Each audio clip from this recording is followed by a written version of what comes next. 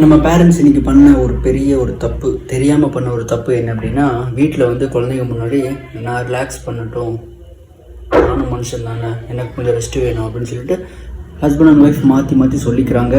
இது ஒன்றும் தப்பில்லை. குழந்தைங்க முன்னாடி வந்து டிஸ்க்ளைமர் போட்டால் பேச முடியும். இப்போ என்ன பிரச்சனை ஆகுது அப்படின்னா, இதனால் இந்த படிக்கிற பசங்களாக இருக்காங்க பார்த்தீங்களா, நான் எந்திரிக்கிறேன், ஸ்கூல் போகிறேன், டியூஷன் போகிறேன், நான் வந்து கொஞ்ச நேரம் ரெஸ்ட் பண்ண வேண்டாமா, ரிலாக்ஸ் பண்ண வேண்டாமா அப்படின்னு மொபைலை பிடிச்சிட்டு உட்காந்துக்கிறானுங்க. இந்த ஒர்க் லைஃப் பேலன்ஸு இதெல்லாம் வந்து பெரியவங்களுக்கு தான் அப்படிங்கிறது அவங்களுக்கு தெரிய மாட்டேங்குது. அதாவது வந்து ரிஷப் பந்த் நியூஸில் சூப்பராக படித்தேன், நேற்று பேசியிருப்பார் போல. Rishabh Pant wicket keeper, Indian wicket keeper. Focus பண்ணுங்கள், குழப்ப பாருங்கள். இந்த ஒர்க்கு லைஃபு அதை பேலன்ஸ் பண்ணுறது அதெல்லாம் வாய்ப்பே இல்லை. அப்படியே போயிட்டே இருக்கணும். ஒர்க் அப்படின்னு சொல்லிட்டு போயிட்டே இருந்தால் மட்டும்தான் பிழைக்க முடியும். ஒரு 35 வயசு இல்லைன்னா ஒரு 45 வயசுக்கு மேலே நீங்கள் என்ன பண்ணிக்கலாம் அப்படின்னா, ரிலாக்ஸ் பண்ணுறது, ரெஸ்ட் பண்ணுறது, அதை பற்றியெல்லாம் அப்போ யோசிச்சுக்குங்க அப்படின்னு சொல்லி சொன்னார். இது பசங்க ரொம்ப முக்கியமாக பார்க்கணும். Because he addressed youngsters. இது யங்ஸ்டர்ஸ்க்கு ரொம்ப முக்கியம், ஸ்கூல் சில்ட்ரன்ஸ்க்கு ஈக்குவலி இம்பார்ட்டன்ட்.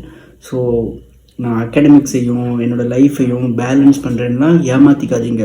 வேறு வழி கிடையாது. போர்டில் இருக்கீங்க, இல்லைன்னா லைக் முக்கியமான ஒரு கட்டத்தில் இருப்பீங்க எக்ஸாம் டைம்ஸில், அந்த நேரத்துலலாம் பேலன்ஸ் பண்ணவே முடியாது. ஒரே வேலை மட்டும்தான். எல்லாத்தையும் இந்த பக்கம் ஷட் டவுன் பண்ணிவிட்டு இந்த பக்கம் ஓப்பன் பண்ணிவிட்டு உட்காந்தா மட்டும்தான் என்ன பண்ண முடியும் அப்படின்னா, அவர் சொன்ன மாதிரி ஒரு 35-45 வாழ்க்கை ஒரு வாய்ப்பு கொடுக்கும். இல்லைன்னா